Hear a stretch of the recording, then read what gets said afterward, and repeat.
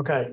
So Asterix, what we're going to be talking about today is Asterix. It's a security vendor that I work for. A little bit about who am I. Let me get this out of the way. I don't know what this is all about.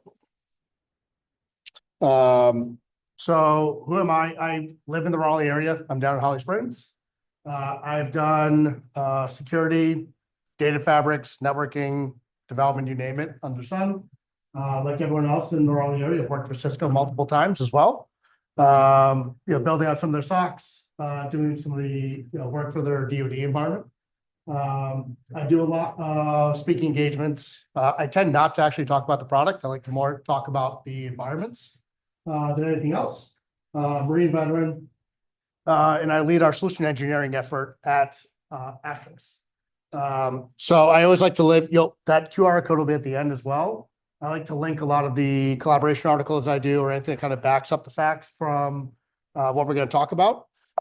So to talk a little bit more about what we're going to be talking about here, talk about what are non-human identities, right? A nice new Gartner term that came out about 2 years ago because of us. I'm sorry. Second is CSA actually did a report on non-human identities because it came out and made a lot of noise. So walk through some of their key findings. We'll walk through how to attack using NHI. So I do a lot of offensive security workshops. Actually did this at B-Sides RDU, showing how to actually break into multiple systems, going across SaaS, cloud, on-prem, doesn't matter. And then we'll go through how Asterix is looking to solve this problem. So what are non-human identities?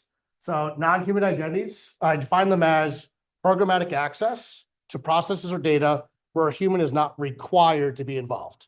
A human could use them, they could leverage them.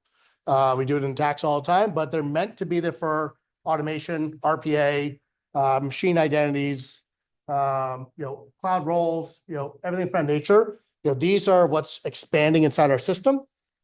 So how do we get to the point where the current metric right now is 20x? So for as many employees you have around 20x of these inside your system. The range is anywhere from 20 to 90x, depending on what you're doing. Heavy development really ramps that up. So where do we start here? So when we started, 90s, 2000s, everything was on-prem. Everything went through Active Directory. Everything went through our IDP. That was it. End all be all. If we had that, we're good. Second, I was Jeff Bezos ruined everyone's life and added the public cloud. That made security teams' jobs much harder, right? The shared security model came out. We started walking through everything had to have its own identity for every process, every job, every service, right? You can start to see how these things start to add. Then we have the gorgeous marketing term of digital transformation, which everything went to X as a service, PaaS, SaaS, everything that's not inside your system anymore. Again, now they're external connections to your system and also external connections to other external connections of your data that never traverse your CASB, your network, anything of that nature, right? And then we are in the latest part of AI, right? We just raised our Series B Tuesday. This was the driving factor. AI agents, LLMs, all these things need identities to actually continue. This is where we started getting up to the high 70s, high 90s that we see inside different environments. So how do we start creating non-human identities, right? It started by humans creating non-human identities, service accounts, API keys, manual creation. Then we came to digital transformation. Now we let end users consent to giving more identities, OAuth, tokens, keys, different apps inside our system. And then we saw the explosion when we get programmatic access, creating programmatic access, right? On a very repetitive state. The other part that leaves behind this is that we don't do a really good job of cleaning this up, right? We don't actually come back and say, yeah, we've offboarded the user account. Did they have webhooks assigned to them, SSH keys, API tokens, right? We're finding that's a big issue inside of the customer's environments. So one of CSA's own, John Yo, is the VP of research at CSA, did a report. He talked to 800 different security vendors or security professionals to see, are they tackling this? Is this a real issue? Is its own vertical? What are we talking about? There's a link to the full report at the end. It's lengthy. It's like 50 something pages. It's a really good job by John, but I just want to go through some of the key findings that he found. Again, agnostic, right? This is more just John talking. So it's struggling with the basics, right?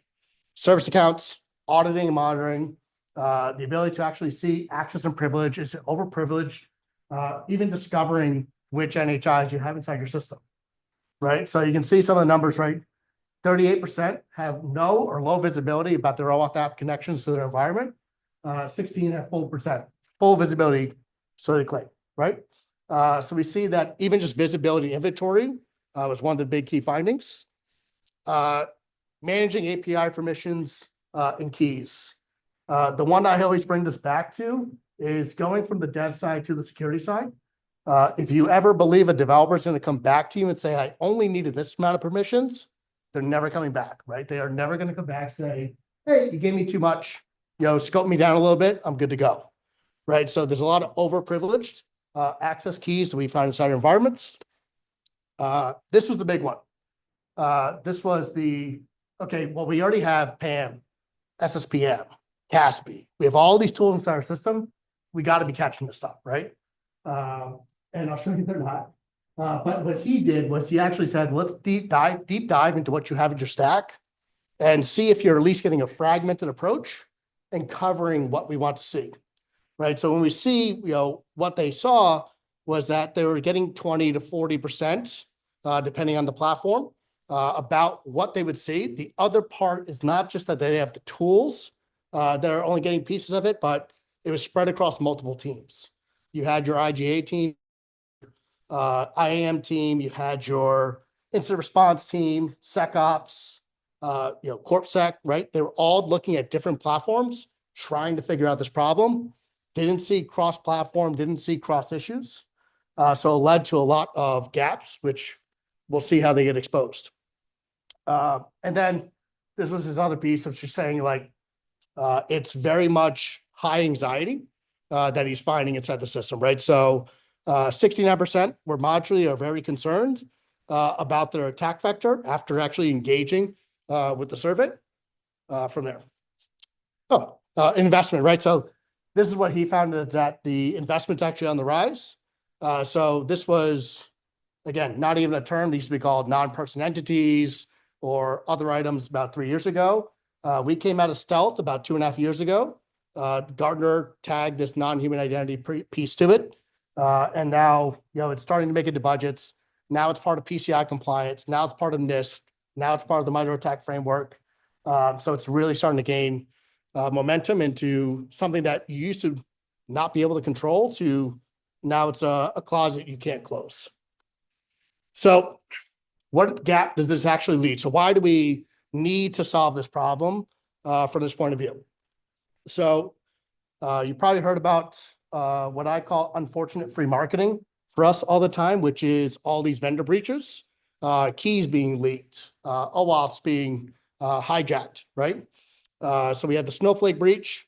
We also had New York Times breach, GitHub, AWS, right? When I start stealing AWS environment variables. And these are the ones that I always like to talk about. This is, they obviously have very good security, but they spend a lot of money. But these are also only the ones that had to publicly, tell you that they had a breach, right? They had the financial responsibility to actually tell you. It's other ones like, small vendors, individual developers, everything that's connected to your system that they don't have to, or they don't know that it's been part of a breach. Everyone familiar with the Okta breach? I'm assuming by now. Okay. So Okta breach came from a service account or user to a service account and actually exposed Cloudflare as a customer. 5,000 keys, only 4 were missed. They were taken advantage of, and it became another issue for Cloudflare. So what's the cost of this attack risk, right? So we have, the reputation. We also have the mitigation costs and IR costs that are leading to these issues. So now we'll get to the fun stuff, right? So this is the stuff that I like to do, which is actually attack systems and show you how to break them and how to have a fun time. So what we'll actually show here is this is kind of the attack that I will do. It's recorded just because I wasn't sure about Wi-Fi here and of that nature. I'm going to walk through three basic movements. One, I want to gain access to the system somehow, right? Secondarily, I want to lateral move. I want to see where else I can get. And then I want to steal, conceal, and persist, meaning that I want to get some sort of gain from breaking in. I don't want to just say hi, walk out with empty hands. I want to conceal. I want to not let you know why I was there or how I did it. And then I want to persist. I want to come back any day I want, right? So what we're going to do, this is a good one too for, this is one of B-side slides, which is before we get in, just to kind of understand a little bit more about NHIs, right? Which are, a common misconception is, so I lost a key. Someone found a key. So what? They don't know where it goes. They don't know what it does, right? And it's a big misconception, right? What I can see here is these are basically key and token prefixes that you'll see in this environment here. I can tell by the prefix and the length what kind of key it is. There's also these beautiful public API endpoints, which tell me which door it goes to and what can I do behind that door, right? So I use those all the time to show what I can do inside the environment. So let's look at one. So it's about 8 minutes. We should go pretty quick. I'm going to talk through it. It's probably going to walk faster. No, I'll be able to talk faster. So what we're going to start with, let me set this up for a second. So the scenario is that there's a company called Square CD. Whatever happened, customer success was terrible to me, whatever. They're not my target. And I'm going to try to steal everything I can from Square CD. So what I ended up doing was I decided I'm going to attack their GitHub instance. I'm going to see their GitHub organization, see every developer that's attached to their GitHub organization, and I'm going to start scraping all of their public repos to see if I can find any public repos that belong and see if I can find some keys that maybe they haven't hidden yet. So what we're going to see is I'm going to clone the first repo that I found from some guy at Square CD. I'm going to CD, which is change directory, into that repo that I've cloned down. And I'm going to run what's called git leaks. Git leaks is open source, and I'm going to find two secrets that are in this environment, right? One's an AWS access key. One is a Slack webhook. We can see it's supposed to be in a file called Jenkins connector sh, so shell script. I'm going to try to read that shell script, and I'm going to see that it doesn't exist. Something's not making sense, right? So what I'm actually going to see now is I'm going to see that there's multiple branches. And I actually found it in a hidden unmerged branch that is not going to be caught by the SAS tool. So now I'm just going to read the commit and see if I can see what's going on. So I could switch into the branch if I wanted to as well, but I'm just going to read the commit and it's going to give me some really cool stuff. There it is, right? So I got my AWS access key along with the secret in the commit. So even if they removed it after, I can go back, read the commit history, got my key. So now and let me pause a second of why this happens, right? So why that would happen in a public repo is you have developers who make really cool stuff inside. They want to market it. They want to open source it. They want to do something with it. So what they're going to do is they're going to take down the code. They're going to forget to scrape it, right? They haven't committed it yet, so no one's looking at it. It doesn't matter. Question, yeah. So it's a public Git repo. So what they did was, so let's say I made something for Red Hat, right? And I want to either make it open source or I want to start my own thing. I'm going to take it. I'm going to clone it down. I'm going to change everything before I commit it and put it public. But I didn't get to that point yet, right? And I'll show you why that matters. It's not just me trying to look for it all towards the end here. So now I'm going to configure an AWS profile using this new key that I found. It may not even work. It may not even be active anymore, right? So what I'm going to do is I'm going to run caller identity to say, who am I? Like, do I exist? And we get a hit, right? We're active, right? I have a Square CD, CI/CD service account. Okay, cool. Let's see if we can list any other secrets with the service account. Let's stay on the non-human side. We have access to two secrets, right? First is a Slack bot. Second is a GitHub prod personal access token. So let's go with the Slack bot first and see what we can do with that. So we're going to run small little command that says basically Java query it and only give me the secret value, right? So I'm going to get the secret value. I get 2 tokens, a bot token and a user token. Luckily, they named it for me, but again, I didn't need it because I can read the prefix. XOX is Slack, P is a user, B is a bot, right? So now I'm going to take that over to Postman, which is just a way to run API calls. I'm going to run it against first put the values in, and then I'm going to run this against a Slack public API endpoint that says, it's basically authenticator. It says, hey, I found a key. Where do I go? Right? And it's a nice tool that they put out to make things easier. So it's basically called auth test to see if it's an active key. I'm going to do the bot first. And I'm going to see I got a 200. I got a success. I can also tell that's the workspace that this key belongs to. And I can also see something really cool in the headers that not a lot of people know about and look for. I can actually see the OAuth scopes. So it returns to me, this is what it can do against this space. So I can see it. I can see channel history, channel read.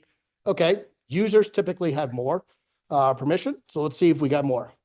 Great, we have more, right? And the very misleading one, which I'll pause on, is called groups history. Groups history actually gives me the access to read any old message in any channel. So now I'm going to go ahead and use that to see if I can find first I'm going to list channels, right? Do I have access to channels? That would be the first part. And I do, right? So I have the dev channel. I have general channel, right? I have some channels here. CICD. Great. So now I'm going to search messages. And what I'm going to do is I'm not going to waste my time searching all messages. I'm going to start searching. Now I know that they have AWS. I'm going to start searching for AWS access keys. I'm going to start with the prefix and see if I can find any more. Messages look very familiar to you here in a second. And it's going to say, hey, here's your secret for AWS. Please delete it after you're done, right? Guess what never got deleted? This message. So now I have a new access key, a new secret key. We're going to take this and make a new profile. So now we're going to make a new profile with our handy dandy new key. And we're going to see, does this one work, right? Is this something that's new? Just showing here that it's the same key. We're going to go ahead and go through, and we want to know, who am I? What can I do? This one's going to be a little bit egregious, but it's fun. We're going to see that we're now AWS admin, right? So it could be maintenance account, could be whatever account, right? I like to be a little, fear factor and say it's AWS admin. But now I want to know, what can I do with this new account? Well, I got S3, RDS. I have read only to IAM. I have a lot of cool stuff that I can do now. But I'm not going to go down that route yet. I'm going to say, hey, are there other keys, tokens I can take advantage of so I don't set off any bells and whistles? We're going to go check out that prod token. We started with GitHub first. We wanted to make some money today. So let's see if we can see if there's a token here. There is, right? GHP, GitHub Personal Access Token, right? Again, they named it for us, but they didn't need to. So we're going to take that. We're going to do an environment variable. We are going to now go to the public GitHub API. And we're going to see if we can list all repos.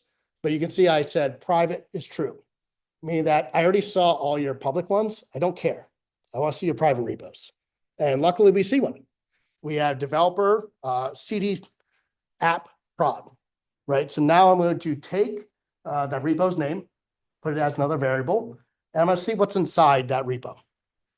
So now that I have that, I'm going to go ahead and see if I can get the repo and list the contents.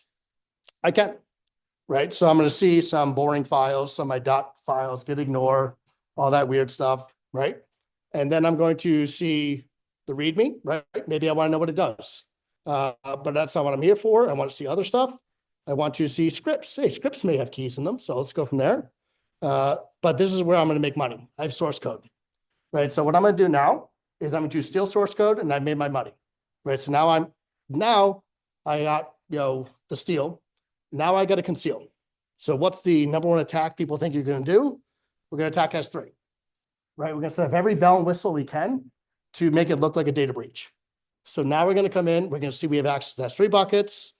And while we're still having access before they shut off our access, we're going to see how much we can get out of here. So we see that we have customer agreements, payment methods, sensitive data, all fun stuff. Let's go look at the other bucket. We have one that's very interesting called customer connector keys. So we're going to see what this one's all about. So we're going to come in here. We're going to see customer connector keys. Now we start seeing business names and JSON files. Can't be this easy. So we're going to look at the important customer. We're going to copy down that important customer. Just for context, we're going to copy it locally. Then we're going to try to read it. And we're going to see something pretty fun. We're going to see that it's actually, oh, there it is, yep. We're going to see it's actually a certificate and a token, right? So, and it's actually a token to something we never knew they had, which is GCP, right? So now we're seeing that they have GCP, but it's also not their GCP, it's their customer's GCP. So now we're going to go see, okay, let's go run a G-Cloud command to see if this service account's real. It is. It's an activated service account in another account. So we're going to create a new profile and go ahead and list all the products that we can see. We see important customer, right? And then we're going to also see that we are a editor role in their customer account, right? So this is where it ends right from here. Where I kind of go from here is I make my own service accounts, I make backdoors to every single customer and kind of go from there. So kind of recapping what we did, right? So we took, and you saw I never used anything fancy, all public repos, just finding items and keep going forward. I found a leak secret in a public repo outside the main branch. I then used that to go between GitHub, AWS, Slack, back and forth. I then stole source code. I then concealed my crime by doing a data breach, right? You go back and look at forensics. You're going to think you had a data breach. It won't be until someone realized, hey, someone cloned our whole repo that we're going to talk about it, right? And then we're going to see that we found customer keys, and now we turned them, just like the Okta breach, we turned Okta into a supply chain attack, right? And now even if they go out and tell their customers, hey, go rotate all the keys you have associated with us, doesn't matter, I've made all my backdoors.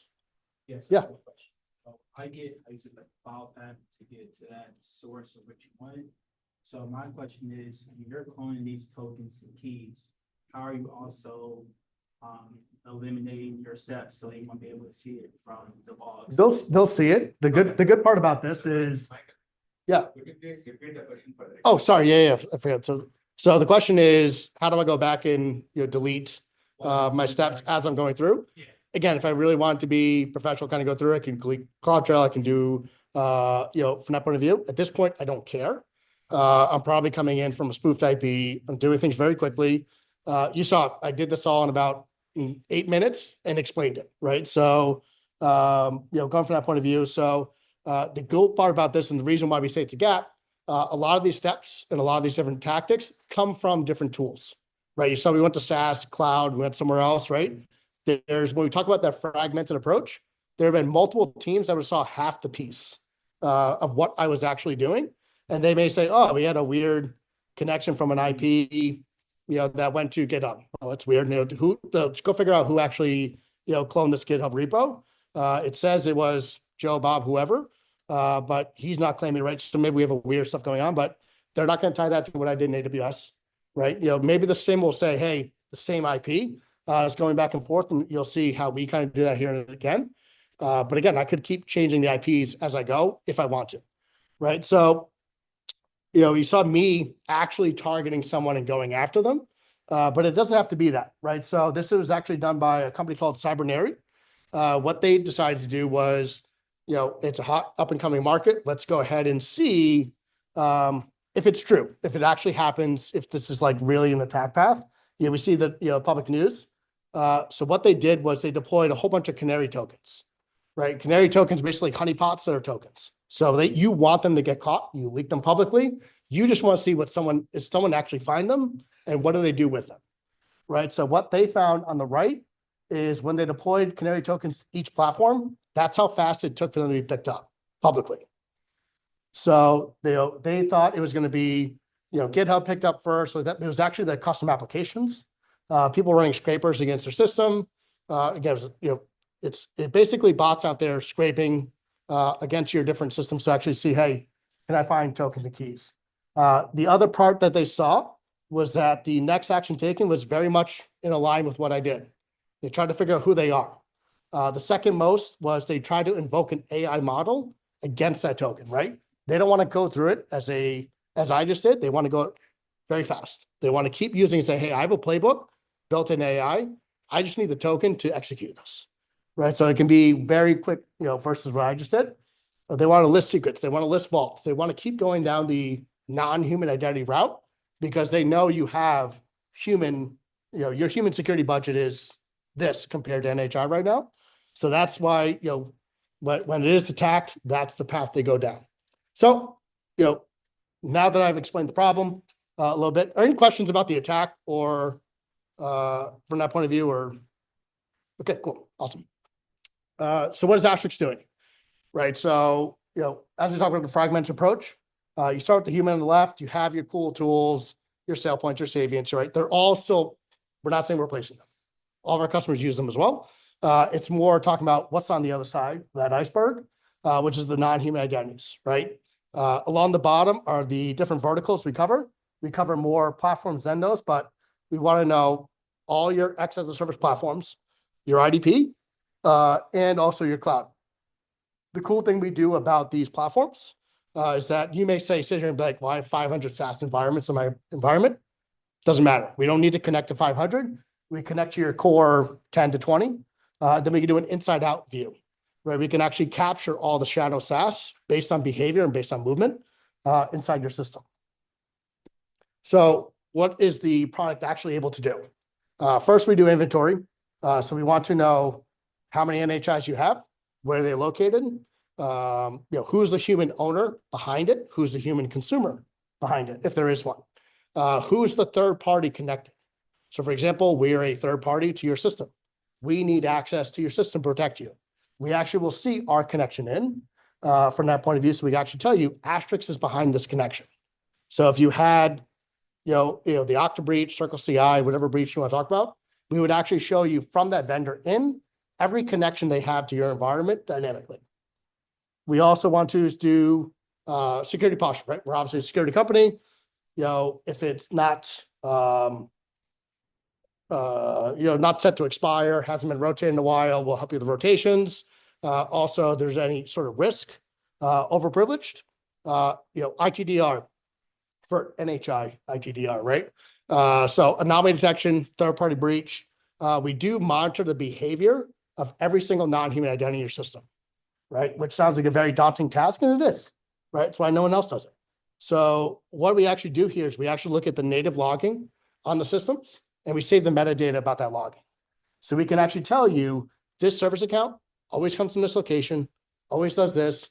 And by the way, last night it did something different, like I just did, right? So what we see a lot, and the reason why it's really powerful for our customers is that they, everyone in this room that runs SIM, instant response, knows that logs cost money, right? A lot of money. So what we can actually do is everything that you decided, hey, it's super noisy, it's not worth our time to log, we still see it. And we can still tell you it's normal behavior without it ever going to the SIM. Then we do remediation, do workflows, end user assistance. So, what does it look like? Discovering NHIs near real time, depending on the platform. We also manage the life cycle. What's happened with this? Has the scope changed? Was there an issue? Is it fixed? Who was the owner before? Is that owner no longer part of your system? Do they have access? Did they access after they left your system?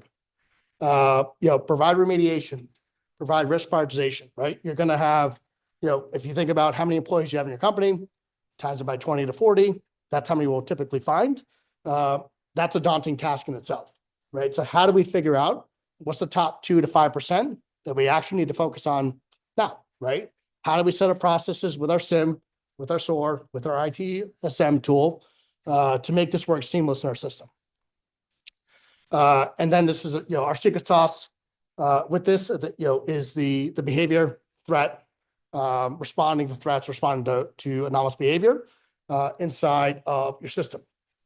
So just give you an example of what like an event would look like inside of a customer environment. This is from a customer environment. which is, we're working with Tynes, PagerDuty, Splunk, whatever SIM you may have, and actually going through the flow, being that data enricher to not say, hey, we have all these problems, we have all these alerts, hopefully the SOC can figure it out. We're taking that off their plate to tell them, hey, here is the anomalous activity that just happened. We'll tell them the exposure. We'll tell them who owns it. We'll tell them what's normal and what just happened that's abnormal. Right? So they get their incident compromise. This one's near and dear to me because the worst question I ever got in SOC was, hey, we think there's a breach that happened. Can you tell us something funny happened? Right? That's the worst question you get sitting in SOC. So, well, not the worst question, I guess, but it's pretty bad. So we make sure they don't have to come back to the tool. So these are some of the users or some of the customers we have inside the system. You'll see big names, small names inside here. Workday actually just was participated in our B round, right? So they love us so much that they actually participated in our B round from that point of view. But we have a lot of really great customers. They've been a customer for years before that. But you see, we have universities like Stanford, and we also have some customers that we also cover their platform as well. So it's a really great ecosystem. I also like to say that there's really a hive mentality that comes with all these customers, which is we can see how different vendors behave with their all of our customers. So you kind of get that intel without sharing data about what's normal for Calendly to do your system, what's normal for whatever product to do your system. Are you also, hey, maybe whatever vendor X doesn't know they've been breached, but we see anomalous activity that's the same across 400 customers. We can actually tell you the breach happened before the customer does, or the vendor, right? So really cool for all of our customers from that point of view. That's all I have. I won't, drown you guys in any more slides. I know it's probably run up on time anyway. But that link goes to Cyber Report, that CSA report. So if you want to get, again, the unbiased view and see what the CSA is saying about the platform, that's it.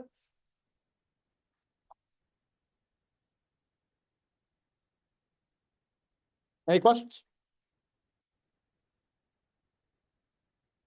When you set up for accounts, right, what kind of privilege you need on this? Yeah, question is, what privilege do we need? We do a phased approach, right? You could start with us in about a minute, or not a minute, 2 minutes, we'll say. Read-only access by default in the beginning. So we'll need read access. We want read access to a few places. We want organizational read access so we can see who are the humans that are part of X system. We can also inventory the non-human identities. The secondary pieces we also want are access to metadata. If an organization doesn't leave us the metadata, we need metadata, right? We need to understand what resources exist, what policies exist. And then the last part is we want access to some sort of native behavior logging, audit trails, whatever logging, event logging a system has. But by default, we're read-only. To start, a lot of our customers to choose one of 3 paths. One, hey, just be the data aggregator. We'll manually take it from there, which is really waning at this point.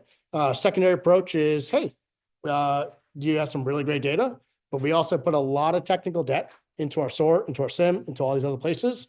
We just want you to tell us where to go, send it off to a playbook, send it off to a pipeline, send it off to a ticket. We'll take it from there, and we do the native connections into those environments. Or say, hey, we really like what you're doing. Just go ahead and fix it yourself, right? So they start giving us right access to their environments. Again, it's very phased, very different approaches by, I would say, size of customer, how long they've been with us. You could also do it platform by platform. And when I say platform by platform, maybe you're a 365 shop and also GitHub and GitLab and Salesforce, NetSuite, whatever.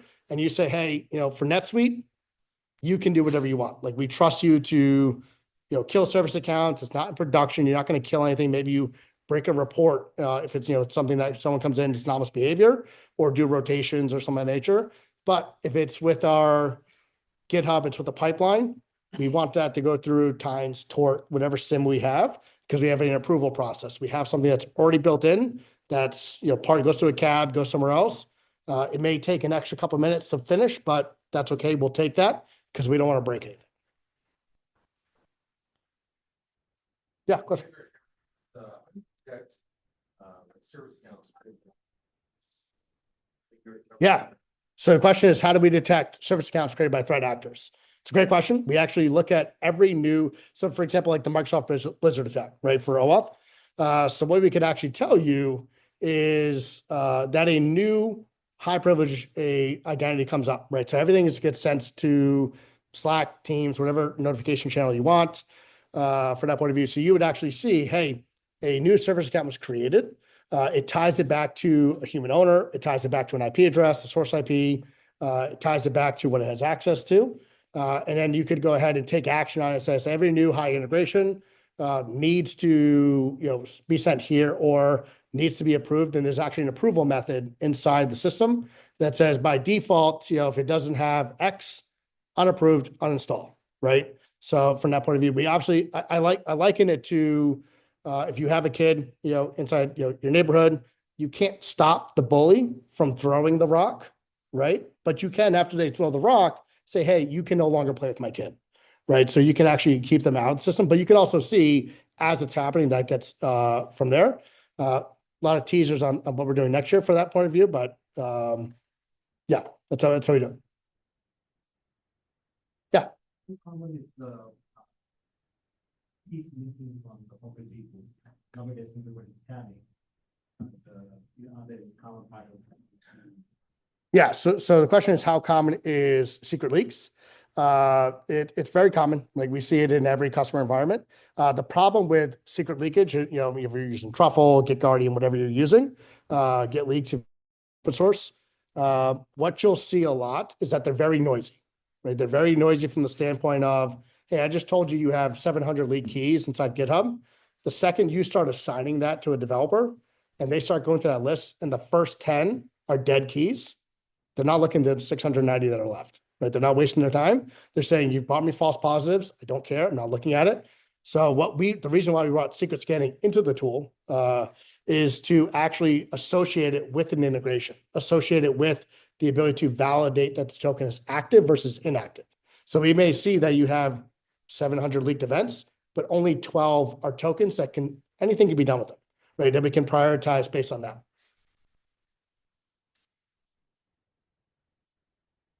Yeah. Agent, the question is, yes. So you're saying agent or Gen? So the question is, do we see agent AI launching attacks?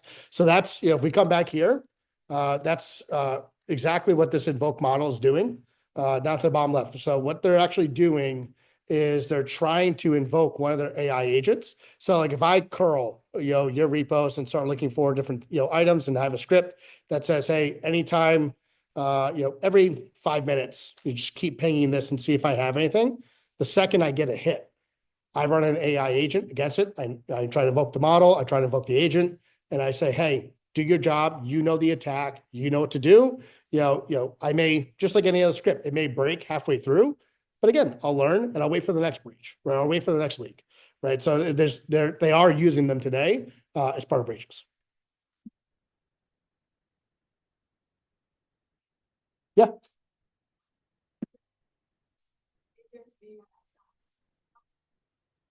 How common are they, right? How common are these type of attacks? So it really depends, right? So inside our customer environments, we're seeing anomalous events, pretty much every month, but they could be, the AI or they not AI. We're also seeing, public breaches from vendors for that point of view. So there's at least one major breach every month from NHIs inside like the big name customers or big name companies, not customers, companies that come out. As far as, if they're led by AI or not, the AI ones we haven't seen, again, we have, you saw the list there, there's thousands of customers in the world, right? So we're seeing not too high on far as like the AI agents against us, but we are seeing that there is anomalous activity, right? So we do see it from that point of view. I know it's something that is being pushed from that side of the house, right? So I always liken it to, if you attend Black Hat, right? All you'll see is, on the one side of the strip of Vegas, you'll see everyone talking about humans are the worst thing to ever happen to security, buy our product, humans are the worst, right? And it's true, right? We are the worst thing ever happened. But if you just stay, right, everyone usually tries to get out on Thursday, hide their watches, hide their Bluetooth, right? All the hackers are still there, right?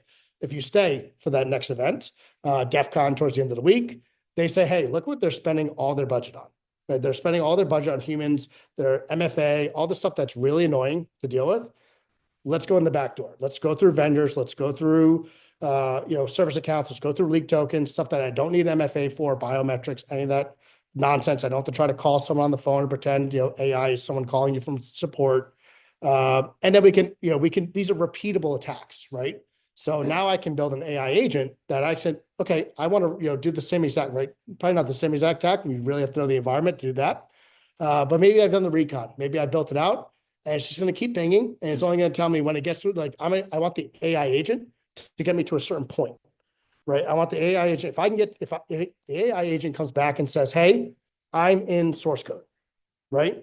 Ding me, right? Now I want to jump on and I want to drive from this point forward, right? So, you don't have to waste your time sitting there trying to find tokens, trying to find just like you would do for a script, right? I don't want to do updates. I don't want to do all this other stuff, on a Friday night.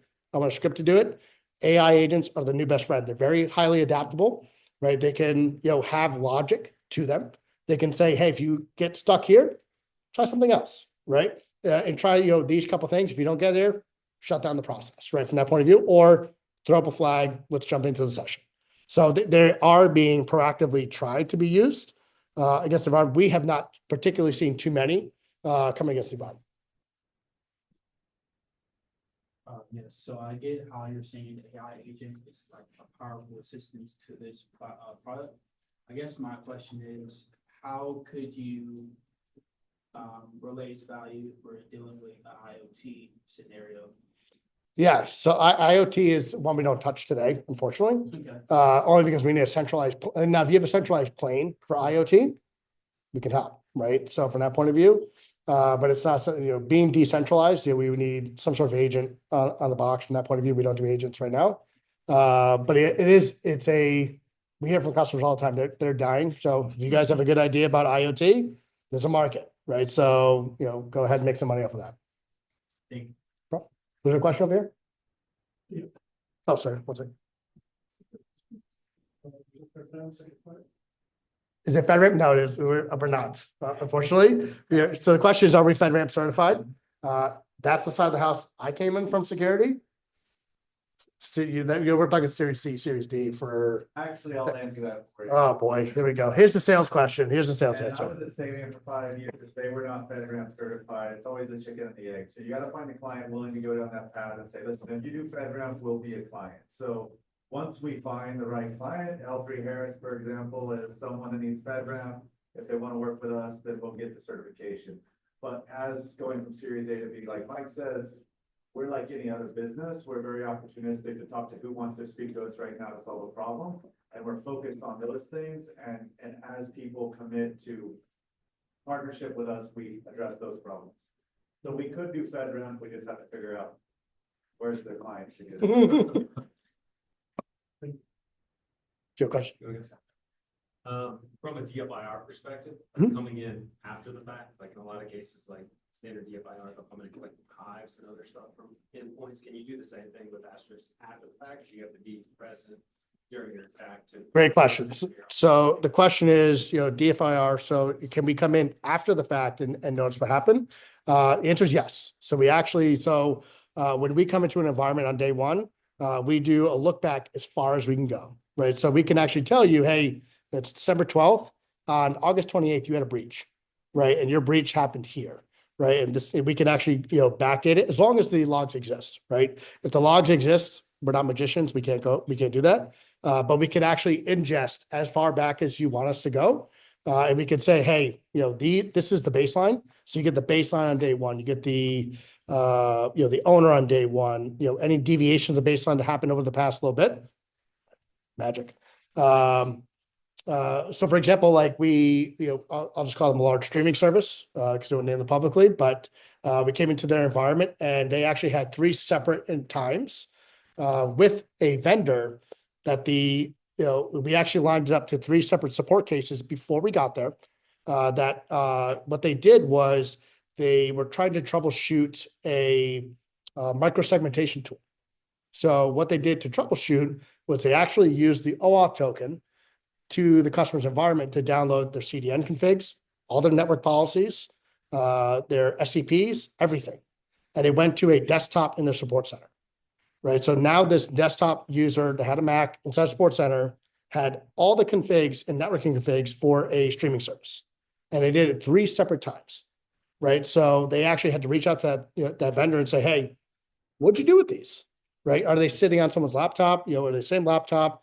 It was 3 different IPs, or same IP, because it was the support center, but we were able to tag it back to that.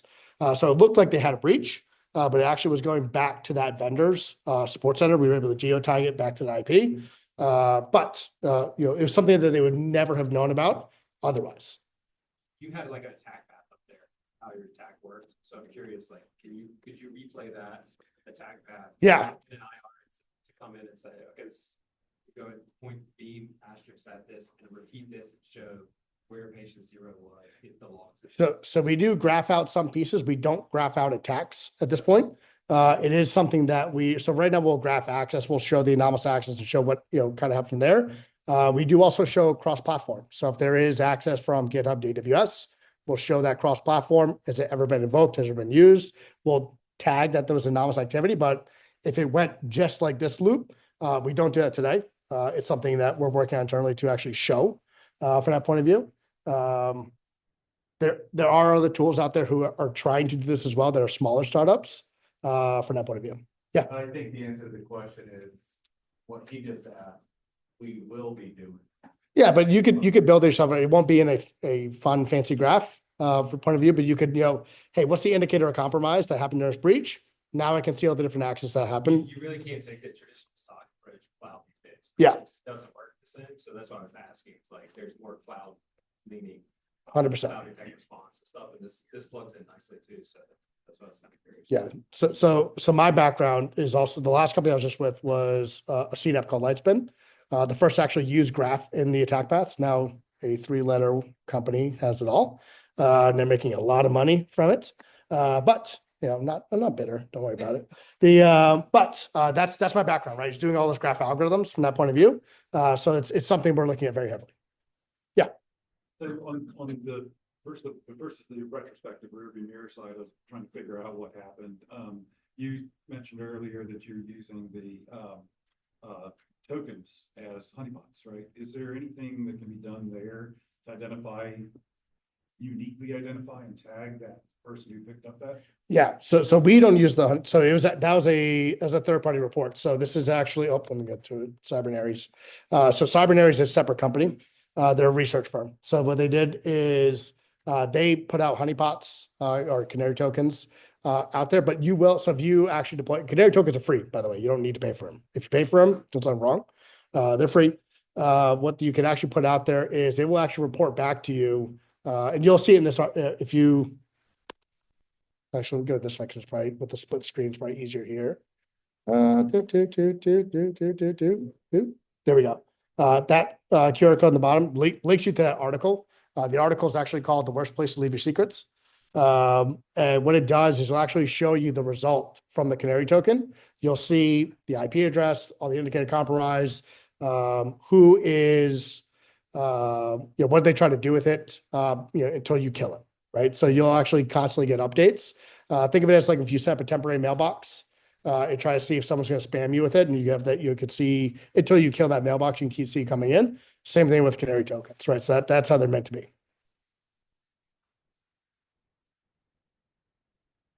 Yeah.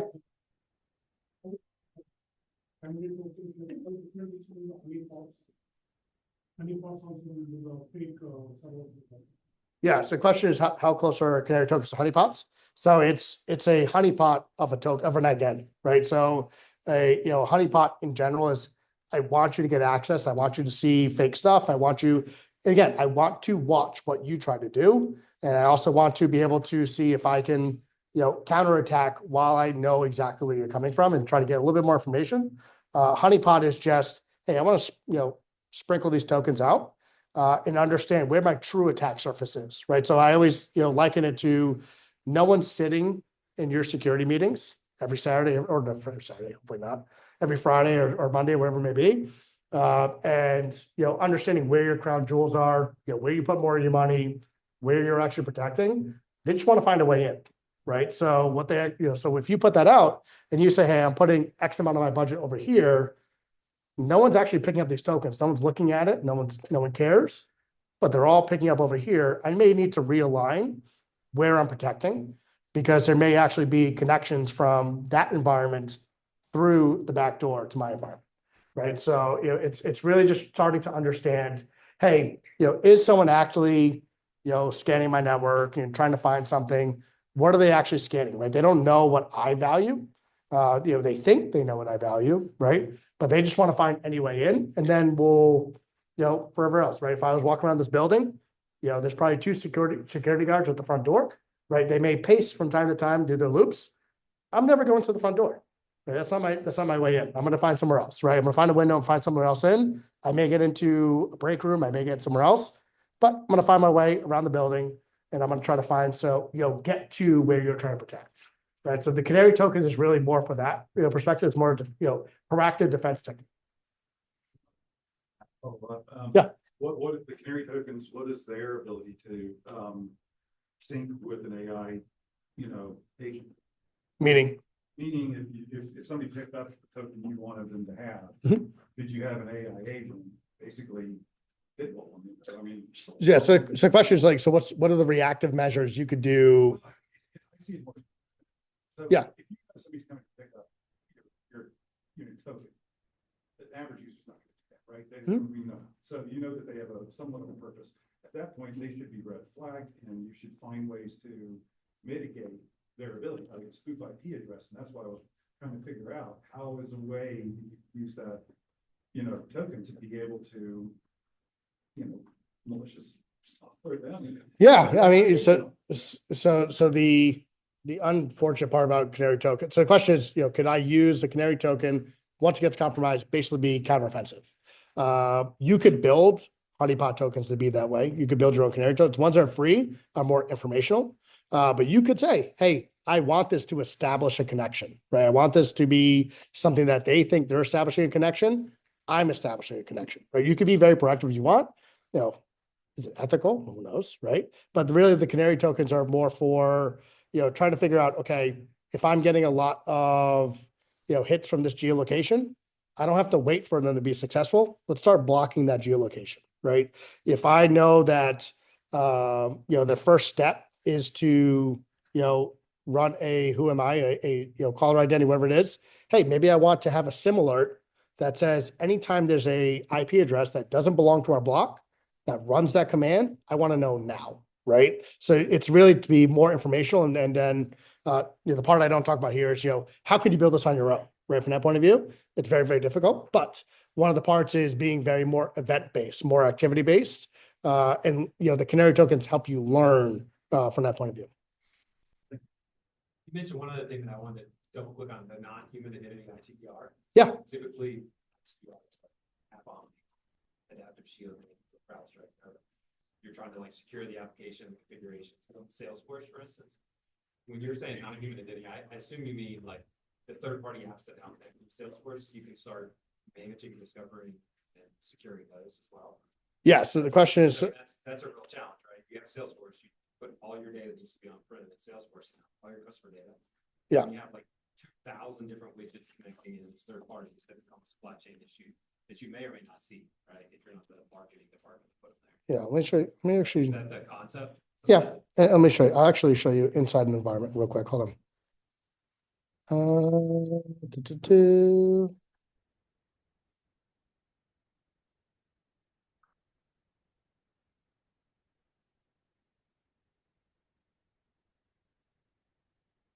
Hold on a second.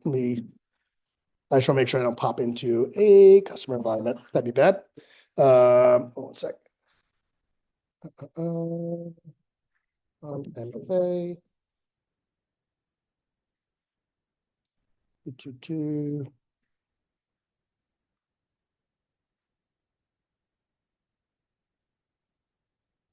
not a customer. Let me restart the share on Zoom.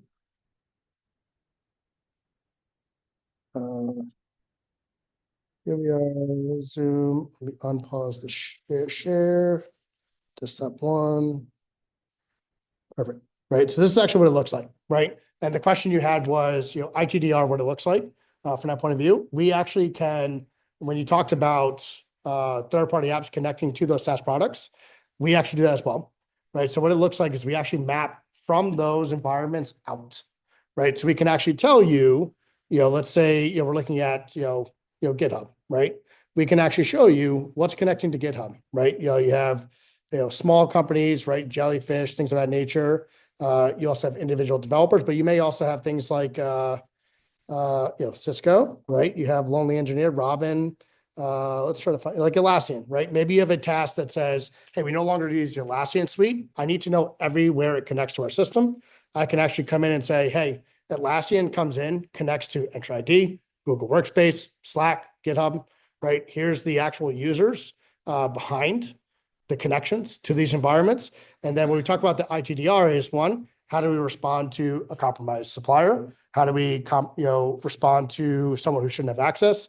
And also, how do we respond to when we have a human employee that needs to go bye-bye and inside our system, how do we understand which secrets they had access to that we need to rotate offboard and kind of go from that point of view? So it goes to the whole gamut. That's a place where we see the IDs don't let the user out, but they'll leave the API keys. 100%. But on the third party piece, I think Salesforce thing, I mean, you must be seeing this a lot, like a third party risk management team is curious, like, are those vendors that we approved access over our VPN now accessing our Salesforce environment? 100%. And you could, how do we validate that and prove that fact? Because I mean, in a lot of cases, that's people just getting around the system, but Yeah. potentially exposing you to a ton of risk, right? 100%. And you could actually see, like, if there, do we have, like you said, are there SaaS vendors talking to other SaaS vendors that are sharing our data that never traverse our network, never traverse our Or CASB? even in their MSA said we won't do that. Yeah, interesting. That's a big one too, right? So they say we'll never do that, or hey, we're GDPR compliant, we're something compliant, right? We only come from this IP address, right? We can actually show when that deviates. So there's a governance piece to it. beyond Yeah. the first box. Beyond the tokens, I hear a lot of companies, saying, gigabytes of data is lost or still stolen. So do you have any alerts or measures? For doing- any alerts for data loss? No, we don't do that's your DSPMs, your DLP tools or You identify exfiltration routes. so we can tell you what, so the question is, do we identify exfiltration routes? We can tell you which identities have the ability to remove data from the system.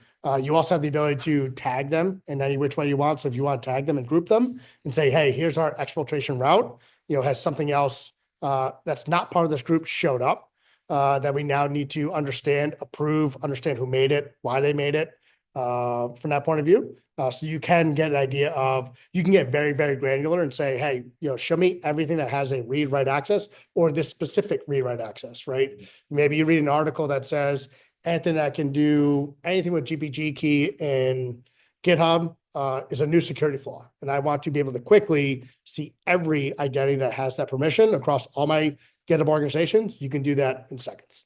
PCI compliance. Yeah. Right, access and programmatic connections.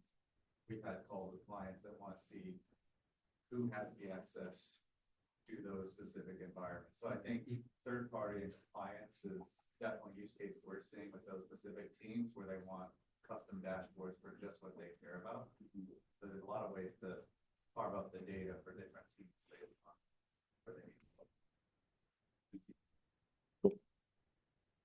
Any other questions?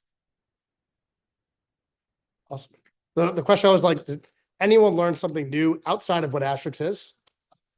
Awesome. That's why I always make sure that someone learns something new. So that's good to hear. I think come up with a name.